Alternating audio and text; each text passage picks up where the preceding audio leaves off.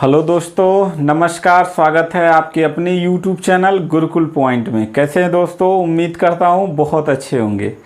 आज दोस्तों मैं लेकर आया हूं मध्यकालीन इतिहास का वीडियो नंबर 29। इसके पहले मैं 28 वीडियो बिल्कुल चैप्टर वाइज दे चुका हूं। अगर आप नहीं देखे हैं तो गुरुकुल पॉइंट के प्लेलिस्ट में जाके मध्यकालीन इतिहास नाम का प्लेलिस्ट खोलिए, वहाँ बिल्कुल चैप्टर वाइज आपको हिस्ट्री पढ़ाया जा रहा है। दोस्तों इसके पिछले वाले वीडियो में पूरा सूफी जो मध्यकालीन में एक घटना घटती है कि जहाँ पे एक तरफ से सूफी आंदोलन शुरू होते हैं और एक तरफ भक्ति आंदोलन शुरू होते हैं, तो सूफी आंदोलन में पूरे संप्रदाय के विषय में मैं पूरा डिटेल में बता चुका हूँ। वीडियो नंबर 28 में, 27 में, 26 में, 25 में, ऐसे करके 3-4 वीडियो में समझाया हूँ। आज का जो टॉपिक है वो नया टॉपिक है। सूफी आंदोलन के बाद एक भक्ति आंदोलन चला था, इसी भक्ति आंदोलन को हम लोग समझेंगे। ठीक है दोस्तों, तो शुरुआत करते हैं वीडियो नंबर 29 का भक्ति आंदोलन। तो भक्ति आंदोलन क्या था, तो पहले इसको डिटेल में समझते हैं। शुरुआती दौर में हमारे यहाँ जब वैदिक सभ्यता का विकास हुआ था और वैदिक सभ्यता, आर्य सभ्यता जब अपने उत्थान पे था, तो उस समय सनातन जो संस्कृति था या वैदिक जो संस्कृति था, उस समय वेद पुराण ये सब बहुत ऊंचे लेवल पर वर्चस्व बढ़ता है। फिर एक समय आता है जब मौर्य साम्राज्य का उदय होता है। मौर्य साम्राज्य में चंद्रगुप्त मौर्य, बिंदुसार, अशोक, अशोक के अन्य पुत्र, तो इस काल में और उसके पहले के समय में यानी वैदिक सभ्यता के बाद 6वीं शताब्दी में जो बौद्ध धर्म आया था, जैन धर्म आया था, तो बौद्ध जैन धर्म बहुत तेजी से विकास हुआ और उसे मौर्य साम्राज्य में बहुत अधिक बौद्ध धर्म को विस्तार मिला। तो वहाँ पे बौद्ध धर्म जो था बहुत तेजी से विकसित हुआ, जिसमें बहुत सारे हिंदू टूट के जैन धर्म में, बौद्ध धर्म में, अन्य धर्मों में चले आए। फिर आगे चल के धीरे धीरे फिर जैन और बौद्ध धर्म के बाद फिर एक बार जो है यह सभ्यता जो मतलब हिंदू सभ्यता था, जो वैदिक सभ्यता था, फिर आगे विकसित होता है। क्योंकि इधर जो है जो जैन धर्म था, जो बौद्ध धर्म था, उत्तर भारत में बहुत फेमस था, लेकिन दक्षिण भारत में बहुत नहीं फेमस हो पाया। जो 7वीं शताब्दी में के आसपास जो इस्लाम धर्म आया, इधर से आया, तो ये भी उत्तर भारत में ही बहुत काफ़ी तेज़ी से विकास हुआ, लेकिन दक्षिण का जो एरिया था ये बचा हुआ था। तो भक्ति आंदोलन की शुरुआत जो मानी जाती है वो कहाँ पे मानी जाती है? साउथ इंडिया में मानी जाती है, ये वाला हिस्सा, दक्षिण भारत का हिस्सा। ठीक है, और दक्षिण भारत से उत्तर भारत में भक्ति आंदोलन लाने का श्रेय किसको जाता है? रामानंद को जाता है। किसको? अब ये कैसे आया? देखो, वही व्यक्ति ला सकता है जो दक्षिण भारत की भाषा को समझता हो और उत्तर भारत की भाषा को समझता हो, तो यहाँ का बात सीखा और यहाँ लाके उसको दे दिया। तो पूछा जाएगा कि भक्ति आंदोलन को उत्तर भारत में लाने का श्रेय किसका है? तो वह श्रेय रामानंद का है। ठीक है, तो आगे हम लोग समझते हैं इसको। इस वीडियो में बने रहिएगा, बहुत इंपॉर्टेंट वीडियो है ये। आपके कॉम्पिटिटिव एग्जाम में बहुत ढेर सारे क्वेश्चन यहाँ से पूछे जाते हैं। तो सबसे पहले समझते हैं कि भक्ति आंदोलन में धर्म क्या चीज है। भैया, धर्म जो चीज है उसको कहा जाता है जो धारण करने योग्य हो, यानी धर्म का मतलब होता है धारण करने योग्य हो। तो हिंदू धर्म का जो उद्देश्य होता है बाबू धर्म का, वो होता है मोक्ष की प्राप्ति करना। जैसे जैन धर्म में है, बौद्ध धर्म में निर्वाण की प्राप्ति करना है, ऐसे ही हिंदू धर्म में मोक्ष की प्राप्ति करना है। तो मोक्ष की प्राप्ति को प्राप्त करने के लिए 3 रास्ते बताए गए हैं। एक कर्म के आधार पे, अच्छा कर्म करो बाबू तो तुम्हें मोक्ष मिल जाएगा। ज्ञान के आधार पे, बहुत अच्छा ज्ञान है, लोगों में बांट रहे हो तब भी आपको मोक्ष प्राप्त हो जाएगा। सबसे जो तीनों रास्तों में सबसे शानदार रास्ता बताया गया वो बताया गया भक्ति का रास्ता। अभी भक्ति क्या होता है? भक्ति होता है ईश्वर की प्रार्थना करना। सबसे पहले इसका वर्णन मिलता है कहाँ पे? उपनिषद में। कहाँ मिलता है? उपनिषद में। वो श्रीमद् भगवत गीता में बताया गया। तो भगवत गीता किससे रिलेटेड है? कृष्ण से। और कृष्ण किसके अवतार माने जाते हैं? विष्णु के। ठीक है, तो भगवत गीता में भक्ति का विस्तार पूर्वक क्या है? वर्णन किया गया। और 3 भगवान को महत्वपूर्ण माना गया है, विष्णु, महेश और ब्रह्मा। तो ब्रह्मा के बहुत सारा कोई डिटेल में नहीं जाता है। ब्रह्मा जी का मंदिर भी कहीं नहीं है, केवल एक राजस्थान के पुष्कर में है, और कहीं भारत में मंदिर भी नहीं है ना। इनका कोई वैसे हैं बहुत पावरफुल। विष्णु और महेश, विष्णु मतलब विष्णु भगवान और महेश मतलब शंकर भगवान। तो विष्णु भगवान को जो मानने वाले लोग थे कहाँ पे, साउथ इंडिया में, दक्षिण भारत में, उन्हें अलवार कहा जाता था। क्या कहा जाता था? अलवार कहा जाता था। और जो शंकर भगवान को मानते थे उनको कहा जाता था नयनार। क्या कहा जाता था? नयनार। तो अलवार में कुल 12 प्रमुख संत हुए थे। कितना? 12 प्रमुख संत हुए थे। और नयनार में कितने हुए थे? 63 संत हुए थे। इसको याद रखिएगा। नयनार से याद रखिएगा शंकर भगवान, नयन, जिनके 3 नयन हो। तो कौन 3 नयन किसके? तीसरा नेत्र किसका है? शंकर भगवान का है। तो उनके मानने वाले 63 लोग थे। और अलवार विष्णु भगवान को मानने वाले साउथ इंडिया में प्रमुख जो लोग संत हुए थे 12 लोग थे। इन्हीं नयनार में एक संत बहुत प्रमुख निकले जिनका नाम था शंकर। बचपन का नाम था शंकर। शंकर नाम इनके पिता ने रखा था क्योंकि शंकर के पिता जो थे वो शंकर भगवान के बहुते गजबे शिष्य थे, है ना। तो इसीलिए अपने लड़के का नाम रख दिया शंकर। और वो बड़ी छोटी सी उम्र में बहुत तेजी से पढ़ा लिखा, और जब पढ़ लिख के बन गया क्या?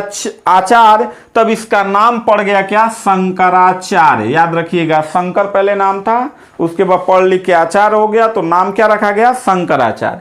तो यह शंकराचार्य का जन्म जो हुआ था वो कलाड़ी में हुआ था। कहाँ पे? केरल में, यानी साउथ इंडिया में हुआ था। मृत्यु उनका कहाँ हुआ था? केदारनाथ में। कहाँ पे? केदारनाथ कहाँ पे बाबू? उत्तराखंड में है। कहाँ पे है? उत्तराखंड में है। अब बात समझो, इन्होंने जो मत दिया था वो अद्वैतवाद दिया था। याद रखिएगा, क्वेश्चन बहुत इंपॉर्टेंट है, एग्जाम में बार बार पूछता है, ठीक है। अद्वैतवाद किसने दिया था संप्रदाय? तो शंकराचार्य ने दिया था।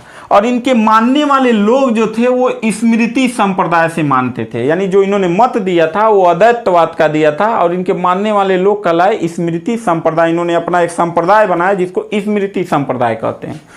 बात समझो, शंकराचार्य जो थे ये बहुत होशियार थे। ये जब छोटे से थे तभी बहुत सारा ज्ञान अर्जित कर लिया था। बहुत सारे लोगों से शास्त्रार्थ इनका हुआ था, जिनमें बहुत सारे ज्ञान वाले लोगों को हरा दिया था। बहुत पढ़े लिखे थे, बहुत पढ़ा था, धर्म, उपनिषद, वेद, पुराण, इन सब का बहुते अध्ययन किए थे। ये समझ गए थे कि इंडिया को, लोगों को एक में जोड़ना है। क्या जोड़ना है? एक में जोड़ना है। क्योंकि इंडिया के लोग उधर देखो जैन धर्म में कुछ थे, कुछ बौद्ध धर्म में थे, कुछ जो थे इस्लाम धर्म में चले गए थे, कुछ लोग हिंदू धर्म में थे। और सबको एक करने के लिए, क्योंकि सबका जब धर्म अलग अलग है तो भगवान अलग अलग होगा, तो इन्होंने क्या किया कि हिंदू धर्म को एक करने के लिए अद्वैतवाद का प्रचार किया। यानी भगवान कितना है? एक क्या है। यानी तुम किसी की पूजा करोगे तो हमारे भगवान की पूजा करोगे, चाहे शंकर जी करो, चाहे हनुमान जी करो, चाहे गणेश जी की करो, चाहे विष्णु भगवान का करो, किसी का करो। एकेश्वरवाद को इन्होंने आगे बढ़ाया। जैसे इस्लाम में एकेश्वरवाद को आगे बढ़ाया और बहुत तेजी से प्रचार प्रसार हुआ, इसी प्रकार से शंकराचार्य ने एकेश्वरवाद, यानी एक ही ईश्वर है, किसी की पूजा करो। और यह करने में इन्होंने बहुत सारे इंडिया के लोगों को जोड़ लिया और अपने मत को बहुत ज़्यादा प्रचार प्रसार किया। और इन्होंने बहुत तेज़ी से लोगों को जोड़ा। और यह जो है साउथ इंडिया से निकल के पूरे भारत के 4 जगह गए, जिन्हें 4 धाम कहा जाता है। हिंदू धर्म के लोग आज भी 4 धाम करने जाते हैं। तो 4 जगह फैल गया इनका। देखिए, यानी साउथ में इन्होंने एक पीठ बनाया था, श्रृंगेरी पीठ। और ये कहाँ पे है? कर्नाटक में है, मैसूर नामक जगह में, ठीक है, जहाँ टीपू सुल्तान रहता था। तो श्रृंगेरी पीठ की स्थापना किया था इंडिया के नीचे, इंडिया के मैप में नीचे, यानी साउथ इंडिया में कर्नाटक के तरफ मैसूर में श्रृंगेरी पीठ की स्थापना किया।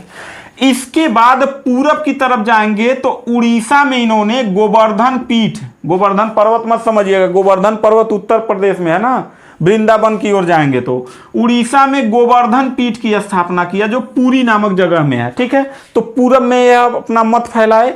फिर ये बढ़ गए बाबू गुजरात की तरफ। किधर? गुजरात की तरफ। तो गुजरात में गए तो द्वारिका नामक जगह में इन्होंने शारदा पीठ की स्थापना किया गुजरात में। इसके बाद गए बाबू उत्तराखंड यानी उत्तर की तरफ, तब इन्होंने बद्रीनाथ का स्थापना किया जिसको ज्योतिष पीठ नाम दिया, और यह कहां पे, उत्तराखंड में। तो पूछेगा आपसे प्रश्न कि शंकराचार्य ने उत्तराखंड में कौन सा पीठ का स्थापना किया था, तो ज्योतिष पीठ का किया था। कहां पे किया था, बद्रीनाथ में किया था। किस प्रदेश में, उत्तराखंड में। उड़ीसा में गोवर्धन पीठ की स्थापना किस जगह, पुरी में। साउथ इंडिया में सिंगेरी पीठ में, कहां पे, कर्नाटक, मैसूर में। और पश्चिम की तरफ जाएंगे तो गुजरात में द्वारिका नामक जगह पे शारदा पीठ का स्थापना किया, जिसको हम बोलते हैं चार धाम। क्या बोलते हैं, चार धाम। हिंदू धर्म के लोग आज भी क्या होते हैं, जाते हैं तो ये चारों धाम की यात्रा करके आते हैं। और इन्होंने बहुत तेजी से लोगों को क्या किया, जोड़ा। किसमें, भक्ति आंदोलन में। ठीक, पीठ की स्थापना किया, इसलिए ये बहुत विस्तार, इनके समय में बहुत तेजी से विस्तार हुआ था। ठीक है, इसके बाद इन्हीं के मत में ढेर सारे मत आ गए। जैसे याद रखिएगा, देखिए प्रवर्तक का नाम लिखे हैं, संप्रदाय उनके द्वारा, और उनका मत क्या था वो, और काल कितने समय में। तो एक तो हो गए शंकराचार्य, दूसरे नंबर पर हो गए रामानुजाचार्य। याद रखिएगा, रामानुजाचार्य ने जो संप्रदाय दिया था वो श्री संप्रदाय था। श्री संप्रदाय मतलब भगवान राम का इन्होंने संप्रदाय, श्री लगा संप्रदाय। मत इनका था विशिष्टाद्वैतवाद। इनका जो मत था विशिष्टाद्वैतवाद था, यानी इन्हीं के मत को अलग अलग तरीके से अलग अलग तरीका निकाला है सब लोगों ने, तो विशिष्टाद्वैतवाद दिया था। ये 1017 से 1133 ईस्वी तक इनका भी चला था। तीसरे नंबर पर निम्बार्क थे। तीसरे नंबर पे कौन थे, निम्बार्क थे। और इन्होंने जो संप्रदाय दिया था वो सनक संप्रदाय था। याद रखिएगा, कौन सा संप्रदाय, सनक संप्रदाय। और इनके जो मत था, यानी जो मत दिया था वो था द्वैताद्वैतवाद। द्वैताद्वैतवाद बहुते बार ऐसे पूछेगा, द्वैताद्वैतवाद किसका था, विशिष्टाद्वैतवाद किसका था, अद्वैतवाद किसका था। ठीक है, ये 1165 ईस्वी के आसपास इनका था। चौथे नंबर पर माधवाचार्य थे। इन्होंने जो संप्रदाय मतलब बना था वो ब्रह्म संप्रदाय बना था, और जो मत इन्होंने दिया था दैत्यवाद का दिया था। किस बात का, दैत्यवाद का, 1199 से 1278 के बीच में। पांचवें नंबर पर आए बाबू कबीरदास। कबीरदास जो इनका संप्रदाय है, कबीर पंथ इनको कहा जाता है, और इन्होंने जो मत दिया था वो था विशुद्ध दैत्यवाद। क्या दिया था, विशुद्ध दैत्यवाद। और 1440 से लेके 1510 ईस्वी के आसपास इनका मत रहा। छठवें नंबर पर वल्लभाचार्य आ गए बाबू, और इन्होंने जो संप्रदाय बनाया वो रुद्र संप्रदाय बना, और जो मत दिया था वो शुद्धा दैत्यवाद दिया था। कौन सा, शुद्धा दैत्यवाद। 1479 से लेके 1531 ईस्वी के आसपास। इसके बाद जो है नानक, गुरु नानक देव जो थे वो अपना संप्रदाय बनाए, सिख संप्रदाय, 1469 से लेके 1539 के बीच में। और ये जो बनाया गया था, ये जो पंथ बनाए गए थे वो किन के, अदैत्यवाद के विपक्ष में बनाए गए थे। ये चारों पांचों मत अलग अलग, एक रास्ता उन्होंने बताया कि एकेश्वरवाद, तो कोनो कहा नहीं दो भगवान की पूजा करो, कोनो कहा नहीं कोनो भगवान विशिष्ट है, कोनो कहा कि विशिष्टा दैत्यवाद है, तो कोनो दैत्यवाद कहा, तो कोनो कुछ कहा, तो कोनो कुछ कहा। एग्जाम की दृष्टिकोण से यहां से शंकराचार्य से लेके और 2, 3, 4, 5, 6 इन सब के पूछेगा किस संप्रदाय से रिलेटेड थे, किस मत को मानते थे, और किस काल में इनका मत चला था। तो एग्जाम की दृष्टिकोण से एकदम लल्लन टाप ये प्रश्न है, लल्लन टाप। कौन सा टाप, लल्लन टाप। भक्ति आंदोलन से यहां 1 नंबर का क्वेश्चन 100% आपसे पूछा जाएगा। चलिए अब समझते हैं कि ये पहला वीडियो था भक्ति आंदोलन का 29 नंबर वीडियो। अब इसके बाद हम लोग जानेंगे कि भक्ति में कौन कौन से शाखा निकला, कौन सगुण भक्ति, कौन निर्गुण भक्ति, कौन सूफी भक्ति, कौन संत काव्यधारा, कौन क्या काव्यधारा। तो उसके बारे में जानेंगे, कौन कौन से संत हुए और उनके बारे में जानेंगे, कौन कौन सी रचना की, क्योंकि हिस्ट्री में यहाँ से क्वेश्चन, भक्ति आंदोलन से क्वेश्चन पूछे जाते हैं आपके। तो मिलता है नेक्स्ट वीडियो में, तब तक के लिए थैंक यू, धन्यवाद।